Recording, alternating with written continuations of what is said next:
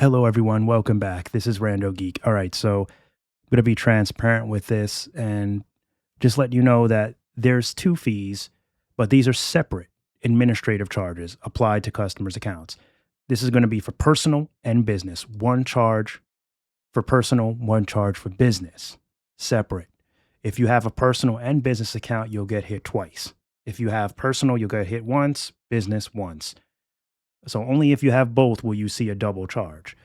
Now, this is broken down a little differently, but ultimately, at the end of the day, it's still administrative fees. They're just labeled differently. So, on personal, you'll get the administrative and regulatory cost recovery fee. Now, this is only for postpaid. Prepaid is not affected by this. Obviously, MVNOs are not affected by this because they're not directly from AT&T. It's just postpaid. Now, these fees are passed from the carriers to us. They're originally given to the carrier from the government, and these fees help with certain expenses that carriers don't want to pay for.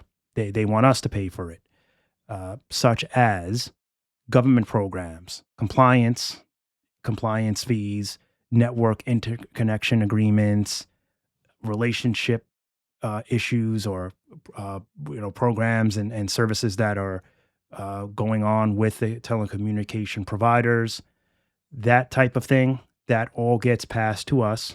John Stankey said that this is a fee that he feels he should not have to pay. His company should not have to pay. After all, we're the ones that reap the benefits, the upgrades, the infrastructure changes and developments. That's all something that we benefit from. I don't really agree with that. I think it should be a two-way street. I think that should just be priced into the plan, not passed to us, but we'll just consider it like a little tax increase, I guess. So for many, they'll see a dollar increase, right? It'll go up from $3.99 to $4.99, and this is all postpaid customers. It's not selective. So, potentially millions of customers are going to see this price hike, and it's a lot of money in AT&T's pocket, although they'll say that it goes to these things.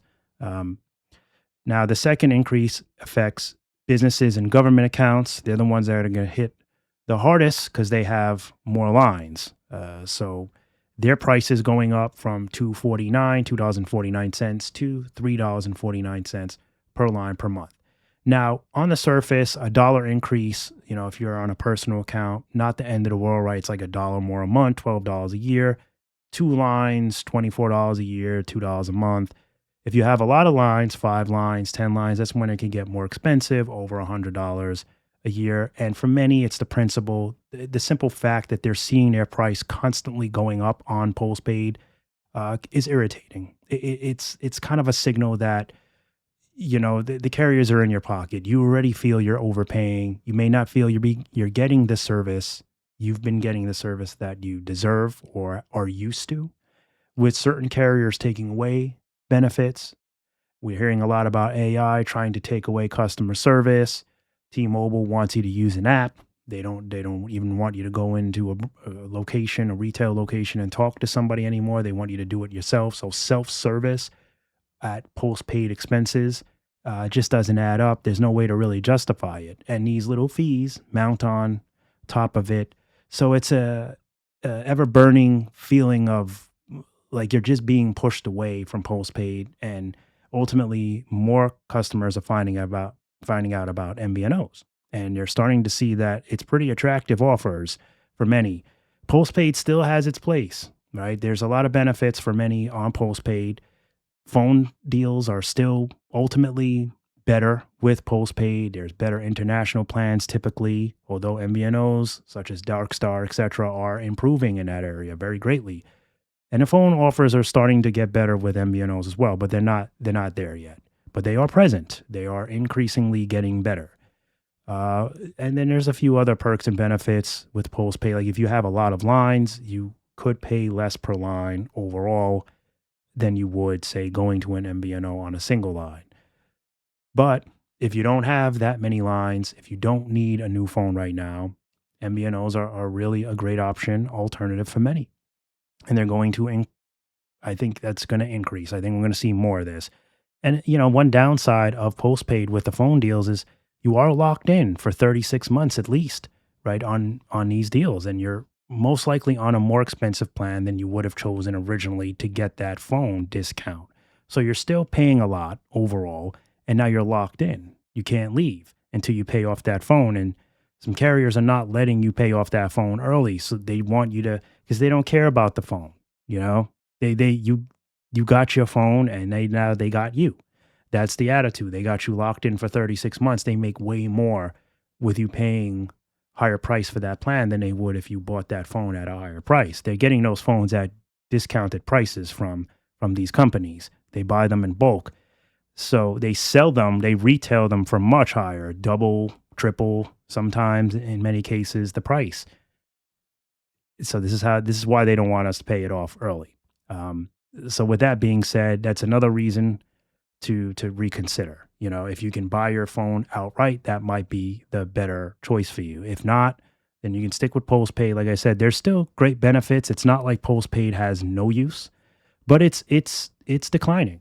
The service is declining. The benefits are declining. It's not what it used to be, and they're pushing customers away ultimately. And at the end of the day, it'll be their own fault when nobody's interested. And then we'll just have to see how everything goes.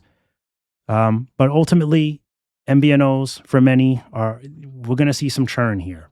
It may not be a whole lot.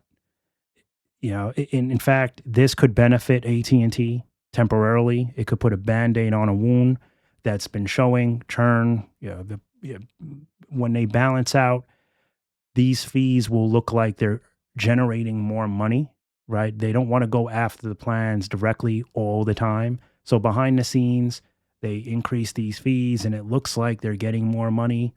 And then the next quarter, they'll have to figure out the next scheme to make themselves look more profitable. And then that's when they'll probably raise one of the OG plans like they always do. There'll always be some kind of method that they'll follow to keep looking like they're shining, or at least have it look like it's not as bad as it really is, and when it's in regards to the churn. But I mean, for many, let's take AT&T as an example. If you go on Cricket or Darkstar, you're still getting 5G plus millimeter wave. You're still getting that. You're still getting that. You're still getting low band. You're right. You're still getting everything that you need. So therefore, why not pay less? You're still getting N77. What's the problem? You're still getting it. As long as you have a compatible phone and your phone is able to receive millimeter wave frequencies, you're going to get it. You're going to have great speeds. You're going to pay a lot less. You don't need to pay $80 a month on postpaid for that. Now, your priority levels will be maybe a little higher, but on certain prepaid plans or MVNO plans, you're getting fabulous deals. You're getting very good priority levels. And even when you surpass, I'll use Metro as an example, for T-Mobile's network. They cap you at 35 gigs, right? That's your priority. After that, you'll notice slowdown in times of congestion. Most of the time, you will never feel the difference. If you do a speed test side by side, perhaps you'll see a slight difference in your speeds. Your downloads or your uploads, most likely your uploads are going to be the most affected. But you're going to notice very little difference, not enough to complain about. And performance wise, it's not really going to be present. The speed test will tell you maybe you're about 10, megabytes less than, your postpaid account. But performance wise, it's still going to be very good, very impressive, especially at that price point. Remember, the Metro plan, a lot of them are very cheap. If you're on the legacy plan, $25, how do we complain about that, right? And it's the same thing with Cricket, and it's the same thing with Darkstar. Darkstar's $25 a month, and so, say what you will about Darkstar. Some people don't like it, and they have their reasons, and they're not perfect. But at the price point for what you get, it's a good alternative for many. And I think that's why they're doing well. I think that's why MVNOs are really just getting bigger and bigger. And it's no help that postpaid keeps getting worse, not better. They're not improving.